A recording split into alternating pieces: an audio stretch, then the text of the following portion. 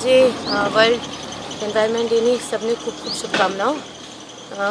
આપણા વડાપ્રધાન શ્રીના સપના પ્લાસ્ટિક મુક્ત ભારત ના ધ્યાનમાં લઈ આજે 3 કિલોમીટરની દોડના આયોજન છોટાઉદેપુર ખાતે કરવામાં આવ્યા છે। એમાં રાઉન્ડ 200 લોકોને પાર્ટિસિપેટ કર્યા છે અને એનાથી જે આપણા ફિટ ઇન્ડિયા મૂવમેન્ટ છે એને પણ